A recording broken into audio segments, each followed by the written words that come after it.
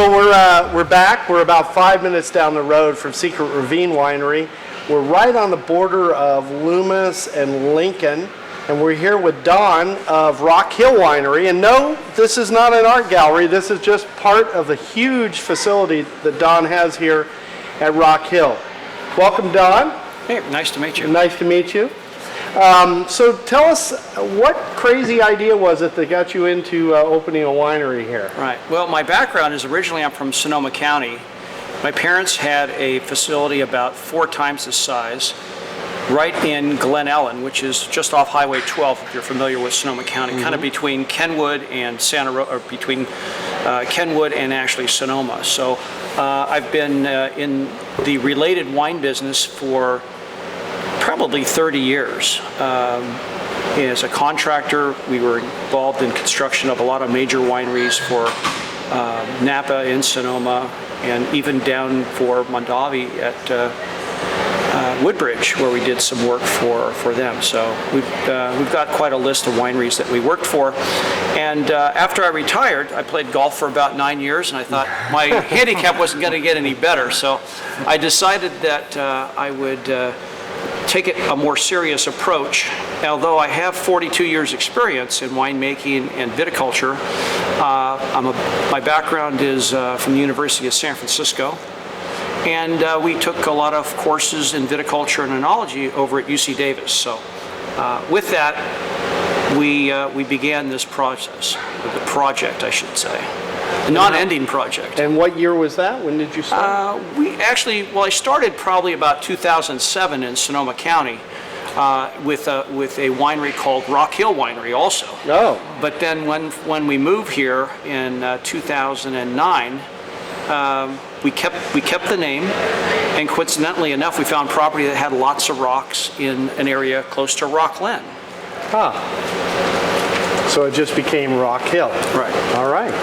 So how large is this facility altogether? Well, the facility we're in is about 6,000 square feet plus another 1,000 feet of second level, which is where we're at. Now, this is kind of a promenade of art gallery. And then the lower level has 6,000 feet plus an adjacent cellar of about 2,000 feet. And then outside we have a tent facility. We have an amphitheater capable of holding as much as 400 people or more, and a 14-acre parcel with about 9 acres planted and 9 different varietals of grapes. Oh, wow.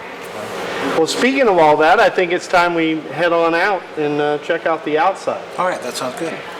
So Don, you were mentioning inside that this was the amphitheater. What you were hoping to build out here was something in the future, correct? Well, it's a work in progress. You can see it's not quite done yet. We've got the rough work done. We had grading permits that allowed us to do this kind of stuff. And what we did is we took a hill that had ancient terraces. I don't know if you can tell in the background, there's some you can see different flat stations as you progress up the hill. And what they did back then was they grew mandarins and fruit trees. So what we've done is we've taken those same graded areas and put in retaining walls so we could hold the dirt back, and worked out a drainage system. We're standing on the roof of the cellar, which is something I hope we can show you next. Okay. At any rate, it's a work in progress. We'll have a see-through fence above, a retaining wall that holds the soil back. This will be grass up above, and a cemented area down here. We'll be standing on an AstroTurf kind of a putting green here. The band would play here with the sound projected into the hill so we don't disturb the neighbors. Right. We get really good acoustics by doing that. We're thrilled with the oak trees. They provide great shade, so we've been really mindful to work around all that. And we kind of shoehorned the building in when we did this. So this has been part of the plan all along. That's west facing over there, right? So as the afternoon progresses, when your concert starts, you're actually everybody's sitting in the shade. Yeah, because the hill above us is about 200 feet above where we are, and we're at 500 feet of elevation. That's a little over 700 up there.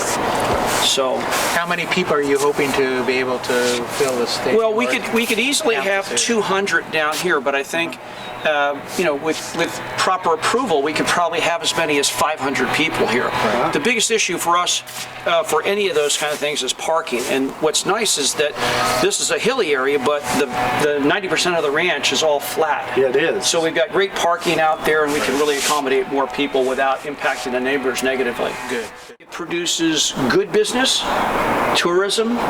It's agritourism, where tourists come here, they spend the day, and they leave. They go back to the Bay Area or they go back to Sacramento.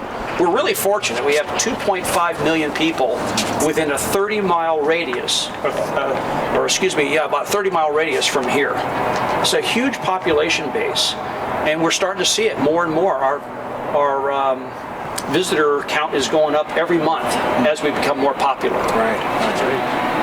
And not to mention Rick the dog, who is a... Rick's been here. He's an icon. He's been here at the ranch. We started this project in March of 2011, and we've not stopped working. He's here every day.